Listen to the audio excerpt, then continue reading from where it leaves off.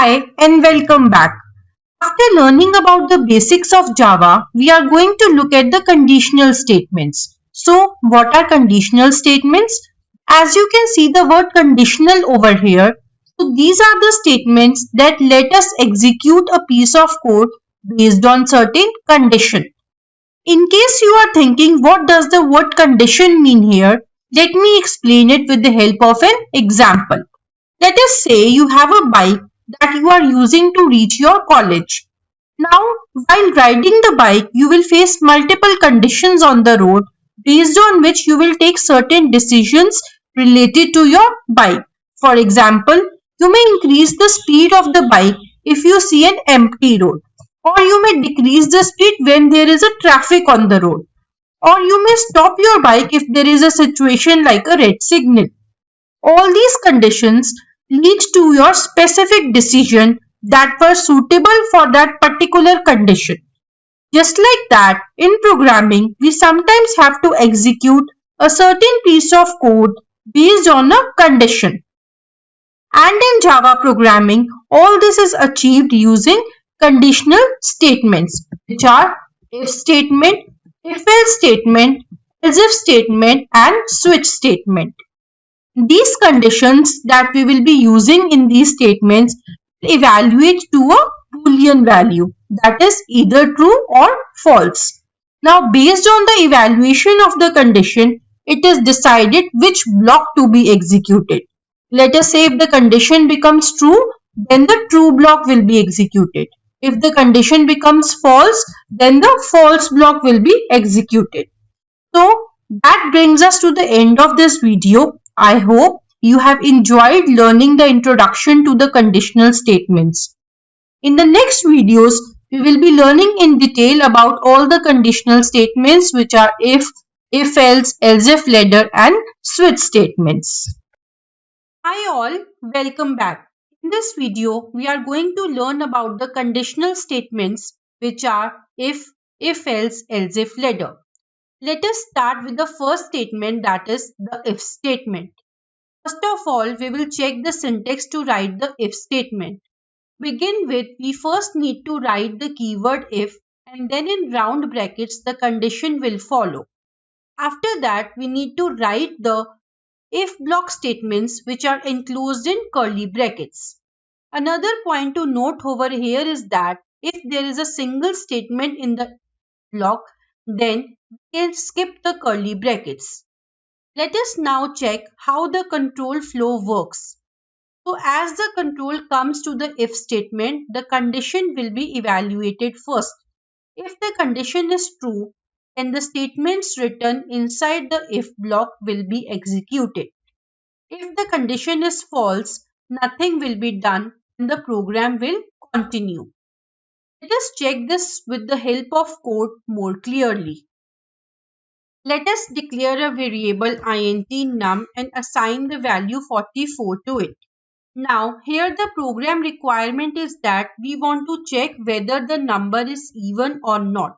For this, we'll write the if condition, if keyword first, then we need to write the condition.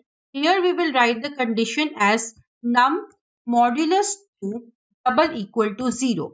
Since we need to check whether this number is even or not. So, if we get the remainder as 0 after dividing by 2, then the number is even. So, this is what it is doing. It is giving you the remainder. And if remainder comes out to be 0, it will get compared with 0. And this whole condition will become true. If this is true, then the if block statement will be executed. And here we will write number 44 is even. How to write that? First, we need to write number, give a space, and then we have to print the variable value. So we will write plus num, and then we need to write, give a space, is even. So it will print the message number 44 is even. Let us execute our code first. So let's execute it. So you can check the console, it is printing number 44 is even. So first of all, it is checking the condition. 44 modulus 2 will be 0 since remainder is 0 and it is compared with 0, condition becomes true and hence this particular statement is executed.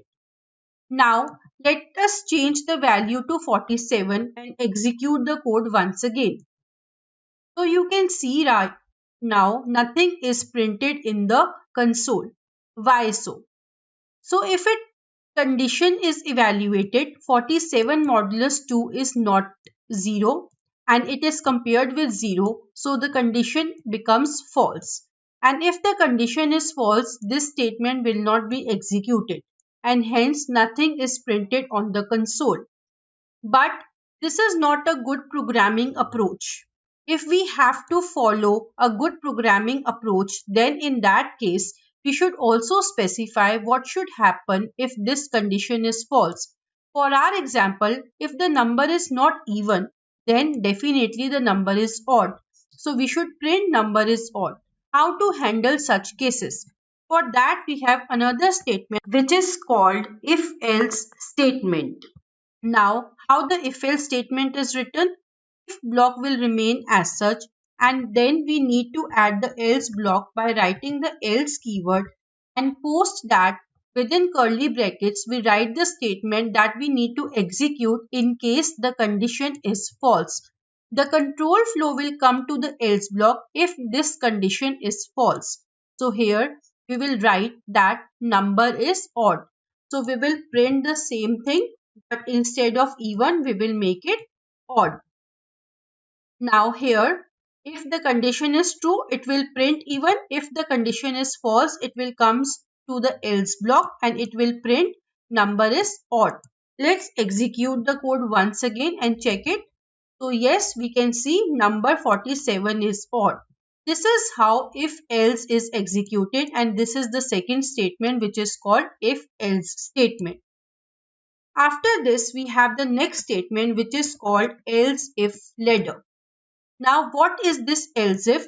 We use else if ladder when we have to check multiple conditions.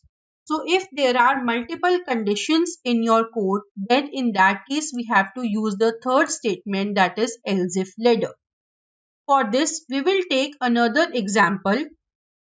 Here, we will take another variable int, percentage or per, we will keep it and give the value 75 to it.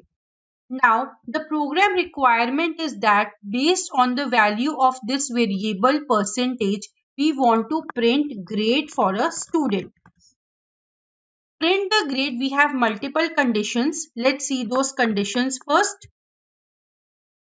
So these are the multiple conditions where we want to print grade A if percent lies between 90 to 100, B if between 80 to 90 and so on, and we want to print the grade E if it is less than 60.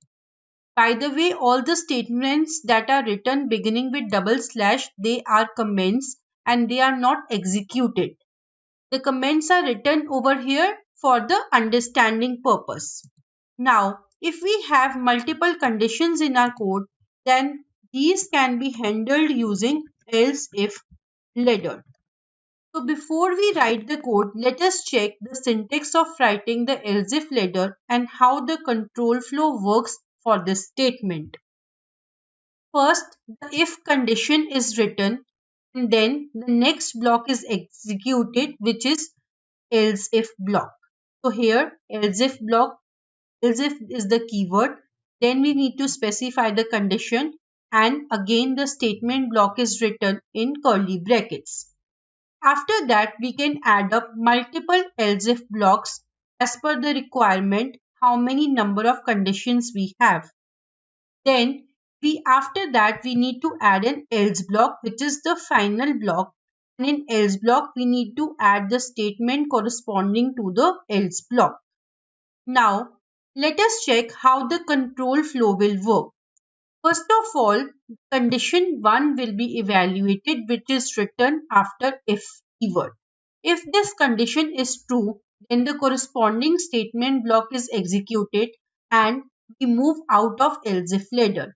If the condition 1 is false, then the condition 2, which is mentioned using else if keyword, is evaluated. If this condition is true, then its corresponding statement block is executed and we move out of else if ladder.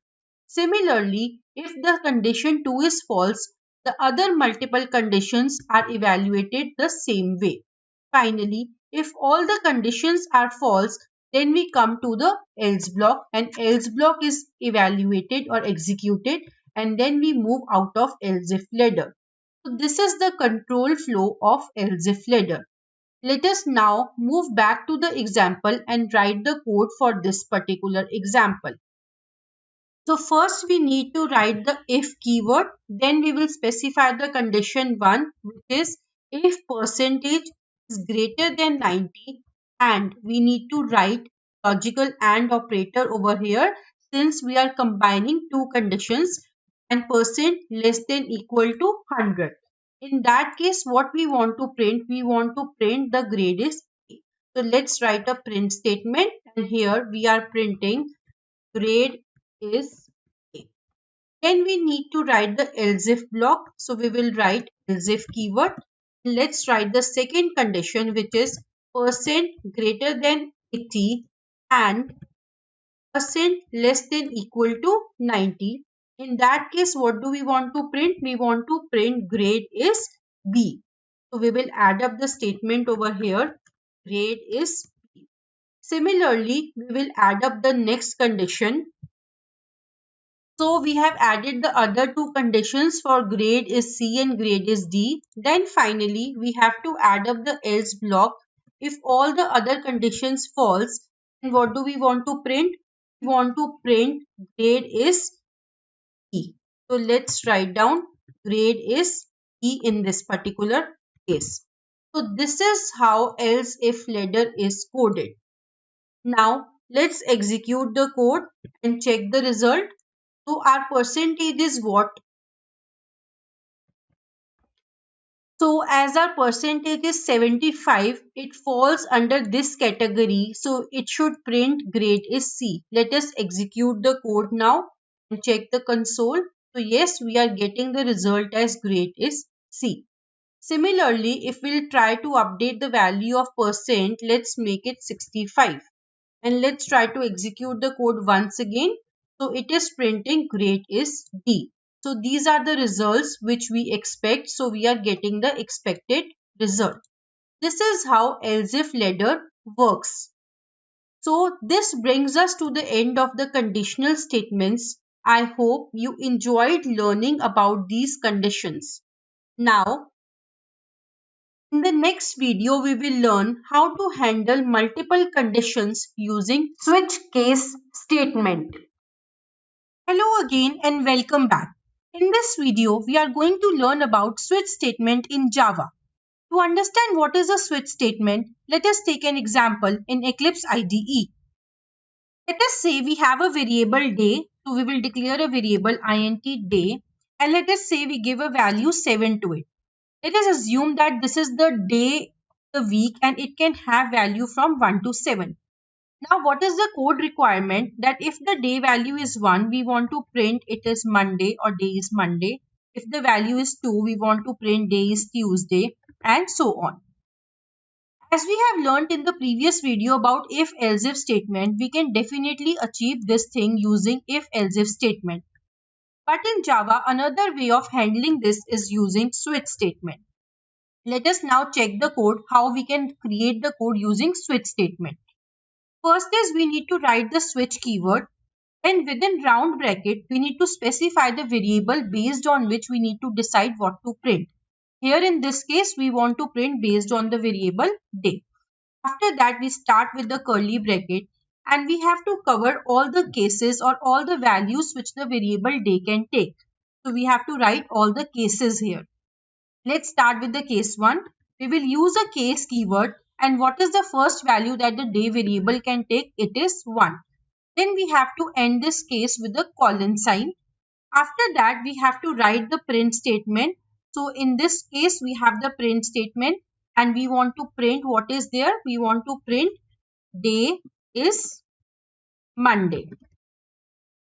Next, we will cover the next case. Similarly, we will write case 2. Again put the colon sign and then let's say we want to write the print statement which is day is Tuesday. So we will change it to Tuesday now. So this is Tuesday. Now, similarly, we will cover the other cases till case 7. As we can see on the screen, all the cases have been covered. Let's try to execute the code and the value of day is 7. So what is the result we are expecting? It should print day is Sunday. Let's execute the code and check the console. So you can see it is printing day is Sunday. Now let me change the variable value from 7 to 4. And let's try to execute the code once again. So you can see the console, it is printing multiple values. Now, for the day is equals to 4, what it should print? It should print day is Thursday. To understand this, let us check how the switch statement program flow is working. So when the switch statement is taking the variable value, it matches with the case. When the value of day was 7, so what was happening? It was matching it with case 1. It is not matching. Case 2 not matching. And it went till case 7 and it was printing the corresponding output. Now we have changed the value from 7 to 4. And it is matching with case 1 not matching, matching with case 2 not matching. It comes to case 4 and there is a match and it is printing day is Thursday. Now, after it has printed day is Thursday, there are 3 more cases 5, 6, 7 below that. So switch statement does what? Whenever a particular case is matched, it takes the output of the following cases. And here it is printing all the cases below that. That is why we are getting the output days Thursday, Friday, Saturday and Sunday. But this is not the result we are expecting.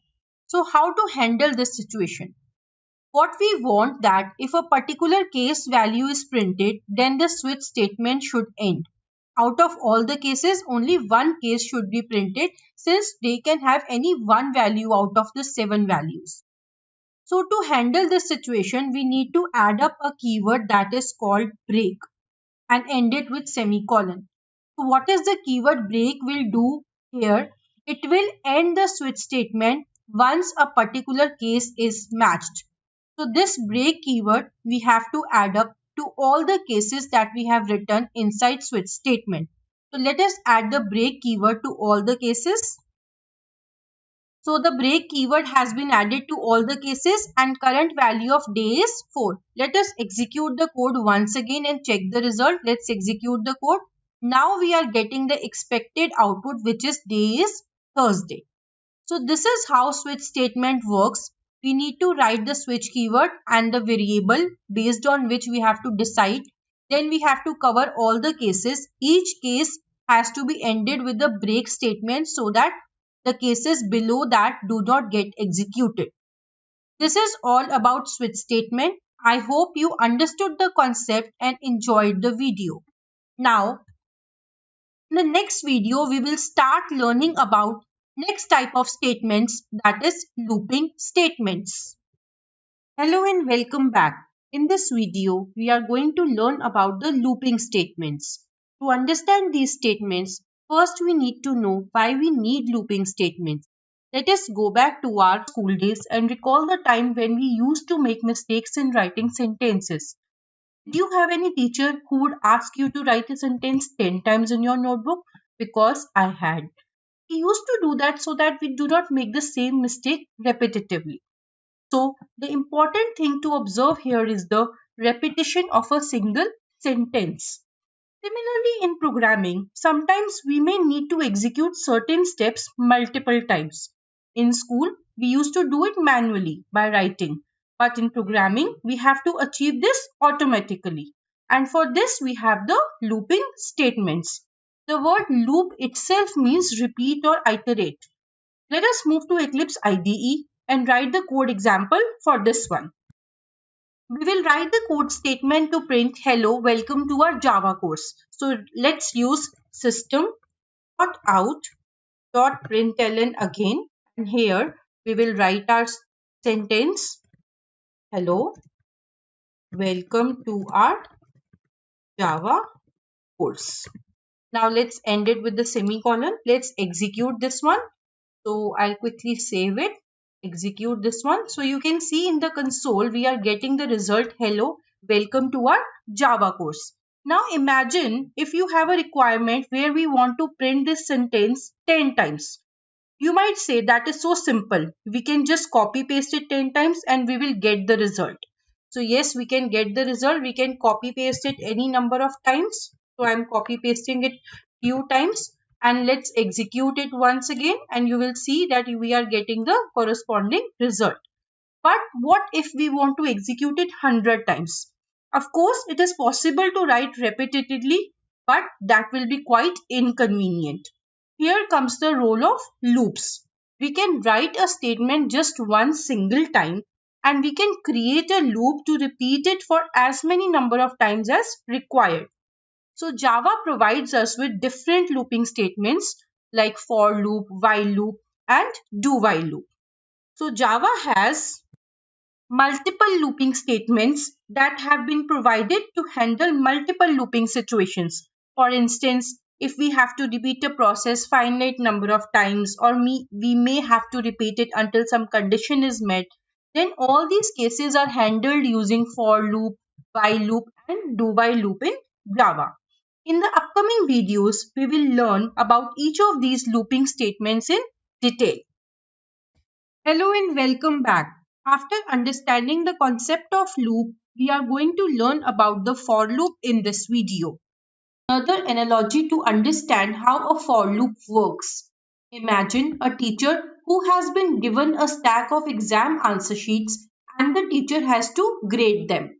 Now, the teacher will go through each paper, grade it, and then will move to the next one. The for loop is like a teacher's grading process in Java. A for loop has three main parts, which are initialization section, condition section, and the next is iteration section. Now let's move to Eclipse IDE and write the syntax for creating a for loop. So first we have to write the for keyword, then we have to give the round brackets. Inside this round brackets, the three sections are written. Let us begin with the first section, which is initialization, and let's create a variable int_i and initialize a value 1 to it. Let's end it with semicolon. So this section is called initialization section, where you create a variable, initialize some value to it and end it with semicolon inside the brackets.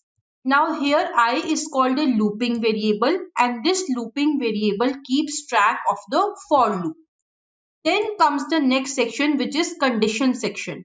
Let's enter some condition. Let us say I less than equal to 10. Again you have to end this condition section with a semicolon.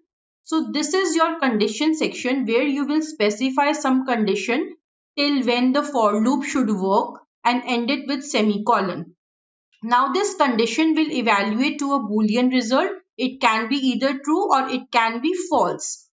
So when the condition is true, the statements will be executed, but as soon as the condition becomes false, we will move out of this for loop.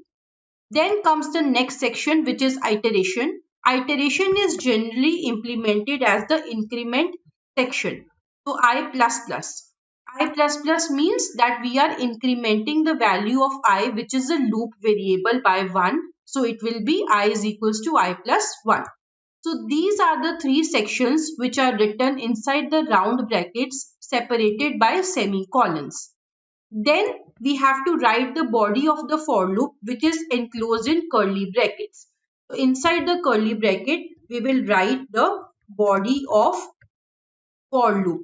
Body of for loop means that we want to write the statements which will be executed in the for loop multiple times.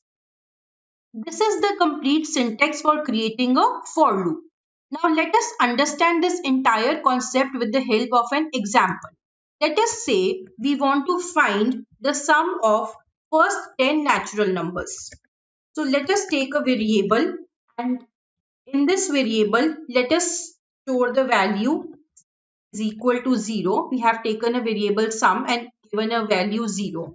Now since we want to find the sum of first 10 natural numbers, we will create a for loop which is already there. Initialize the loop variable to 1. Condition is that since we need to find the sum of 10 natural numbers, so I less than equal to 10 is fine. and every time we are incrementing the loop variable by 1. Now next is inside the body of the loop, what we will write? We will write as sum is equal to sum plus I ended with semicolon. So this is how the for loop statement is written inside the curly brackets. Now how this will be evaluated? So at first the value of I is 1, you can see, and sum is initialized as 0. So it will be evaluated as 0 plus 1, which will become 1. So value of sum will be 1 now. After evaluating the body of the loop, it goes to the increment section, which is I plus plus. So what will be I now? I will become 2. So when I becomes 2, after that what it will do, it will check the condition, whether this condition is true or not. So 2 is less than equal to 10, which means that condition is true.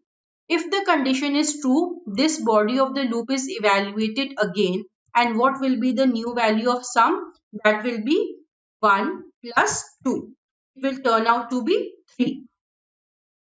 Similarly, after that, it will again go to increment section. It will increment the loop variable, which will be 3 now.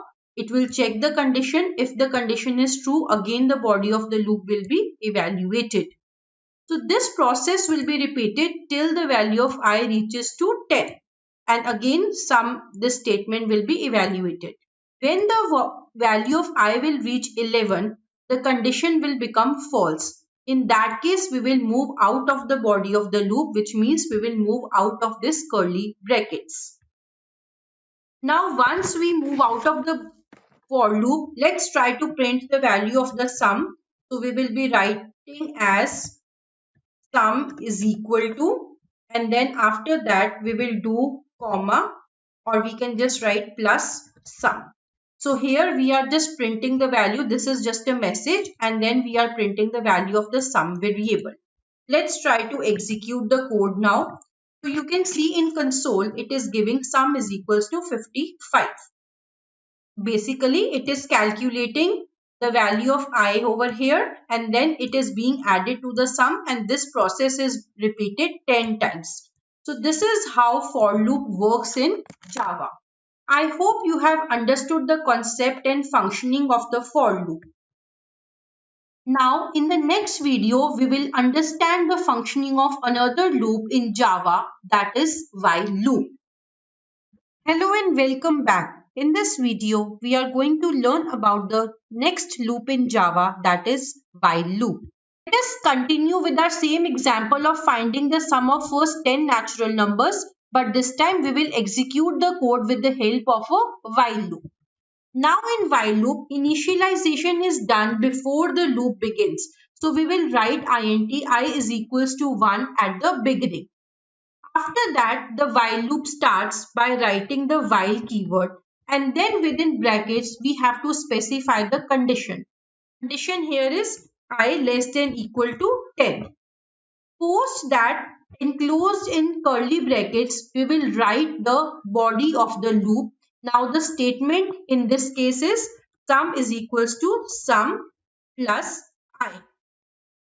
After writing the statements of the loop, which is this statement in our example, we have to give the increment section, which is I plus plus.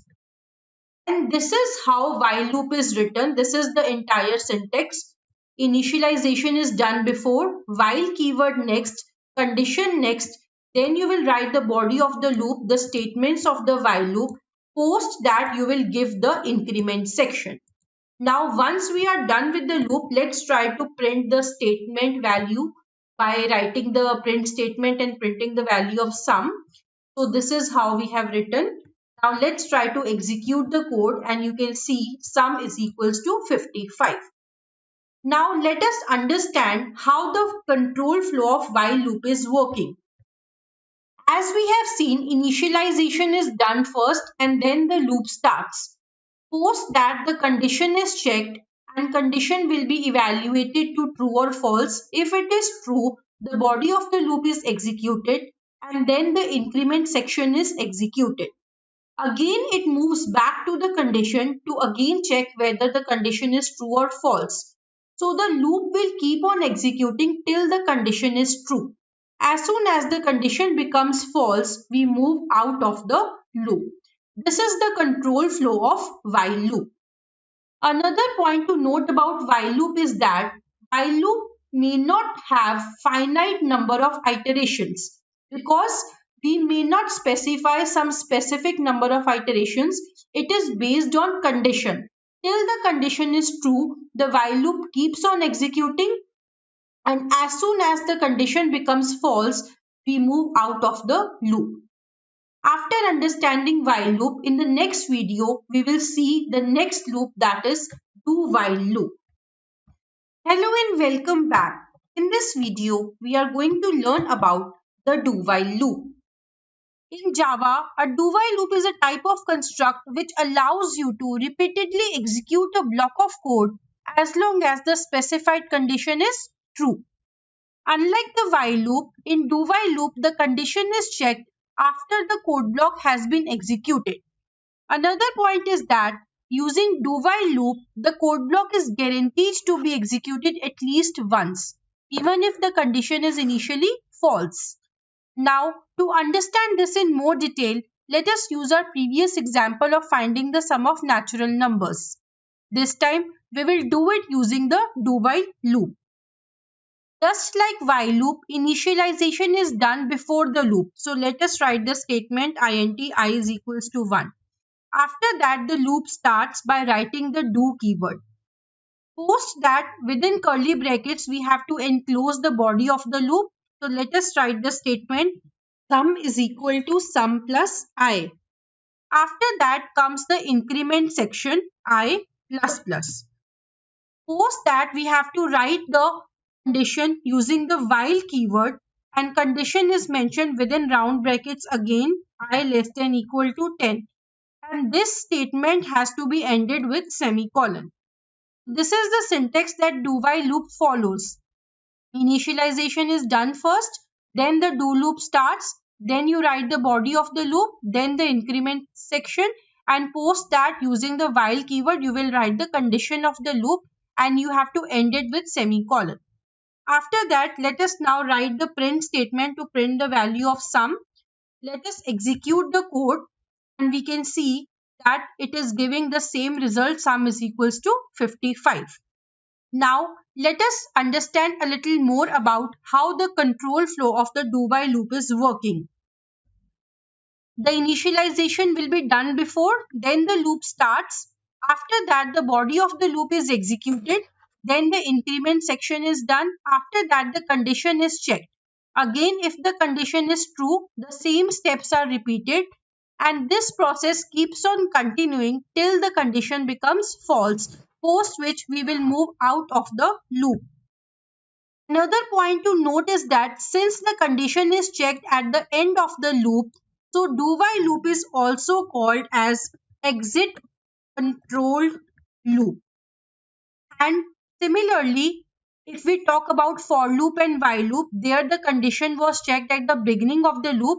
So for loop and while loop, they are called as entry control loops. Now, after learning about all the loops in Java, we have come to the end of this video. Now, in the next video, we will learn about the concept of nesting of loops. So, up next is nesting of loops. Hello and welcome back. After learning how loops work in Java, in this video, we are going to learn about the concept nesting of loops. Now, what is nesting of loops? So nesting of loop means we are adding a loop statement inside another loop statement. As we can see on the screen, the loop that is inside is called an inner loop and the loop that is outside is called an outer loop. Each of the loops that we have discussed, which are for loop, while loop, do while loop, all these loops can be nested. Let us first understand how nested loops are executed. And to understand this, we will take the help of an example where we want to print the pattern that we can see on the screen.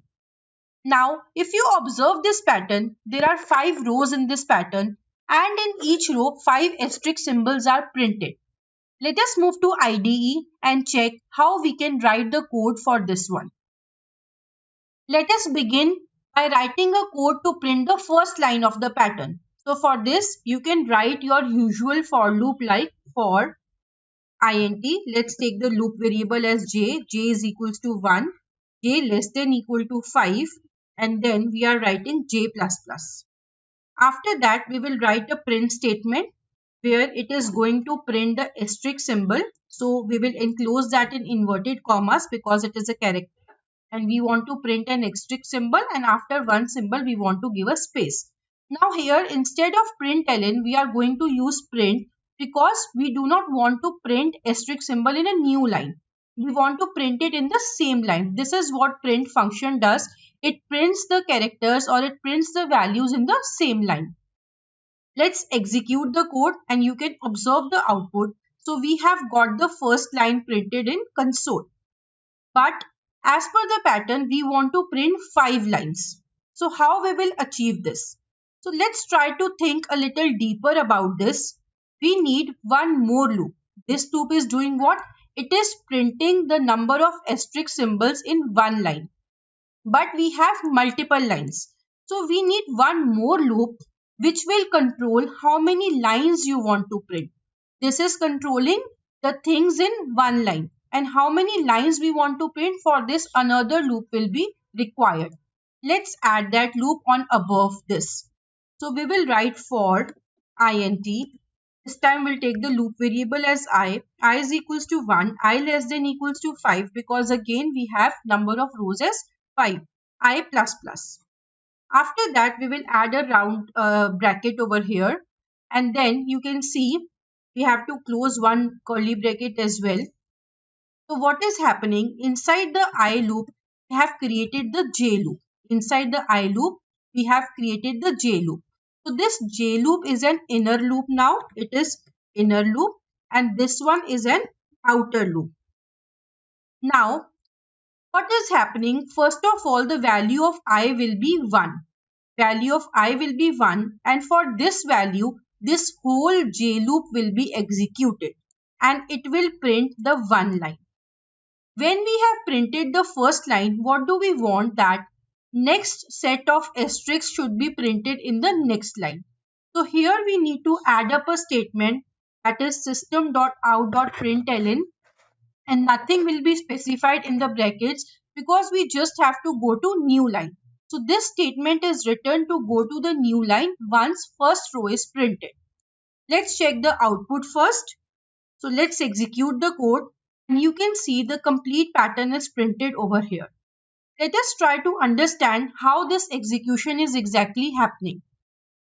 So as I told, first of all, the value of I will be 1 and this entire j loop will be executed for the value of I is equals to 1, and we will get the first row. After that, the value, this statement will be executed and it will go to the new line.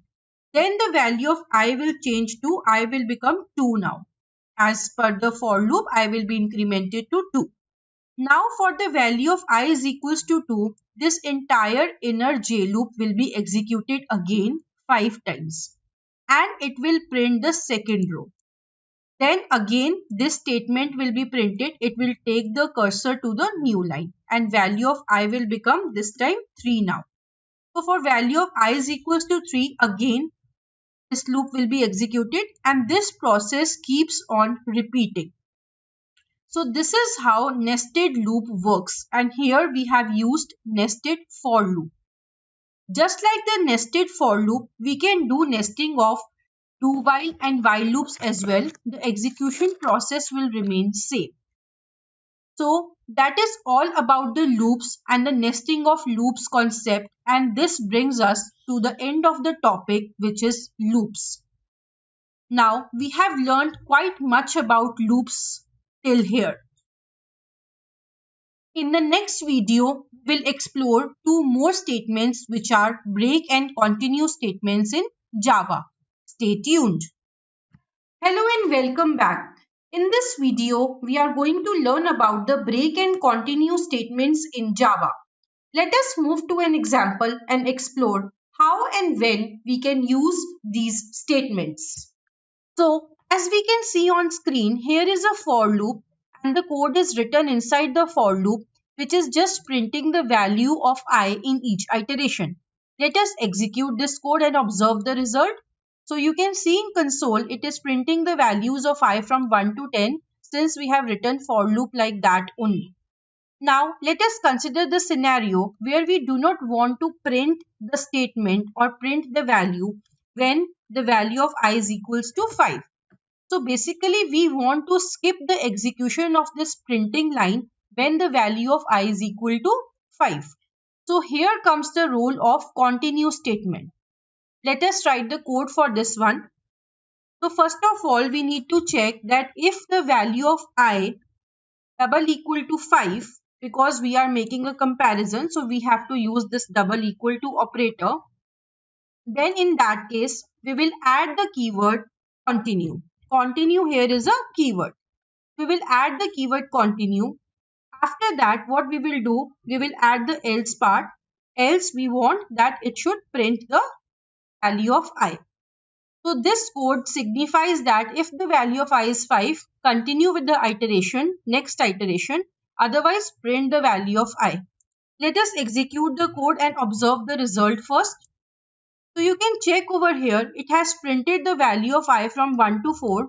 When the value of I is 5, the statement is not executed and then it has printed the value of I from 6 to 10. Let us understand how the program flow is working. So when I is 1, this condition becomes false, it goes to else part, it prints the value. Similarly, for I is 2 to 4, it is happening the same way.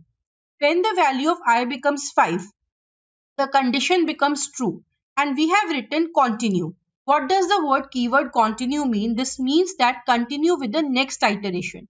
Don't do anything in this iteration, go for the next iteration and directly it will go to the increment section and make the value of I is equal to 6. This is how continue statement works, and with the help of continue statement we can skip a particular iteration as per the requirement of the code. Now, after this, let us see how the break statement can be used. To understand the break statement, let us consider the same example again, which was printing the value of I from 1 to 10. We can see the output is it is printing the value of I from 1 to 10. Now, we might have a requirement where we want to execute the loop, where we want to print the values of I, but let's say we want to print the values of I in case the values are less than 7. So we do not want to execute the entire loop. In between, we want to stop the loop and print some particular values. So how we can achieve this? So this can be done with the help of a break statement. How we will write the break statement? Again, we have to write the condition if I double equal to 7. Then after that, just like continue is a keyword, we have another keyword which is break. We have to add a break. Else we will write down. Else is not required in this case. Otherwise, it should continue printing the statements, printing the values. So how the program flow will work over here. Let's check the output first. So here we can execute the code and you can see that it is printing the value of I from 1 to 6. So till the condition is false, it will execute this particular statement, that is the body of the loop. As soon as the value of I becomes 7, we have included a break statement over here. So break statement does what? It stops the loop from further iterations.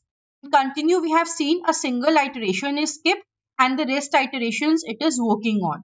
But break statement will stop the loop. All the iterations which are there post the break statement will be skipped. So as soon as the value of I becomes 7, we have given a break statement. So for loop has been ended and we move out of the for loop. This is how break statement works in Java. Now, with this statement, we have completed our topic of control flow statements. I hope you enjoyed learning about loops and the two statements which are break and continue statements. In the next topic, we will learn about arrays and strings in Java. Hello and welcome back. In this video, we are going to learn about the break and continue statements in Java. Let us move to an example and explore how and when we can use these statements.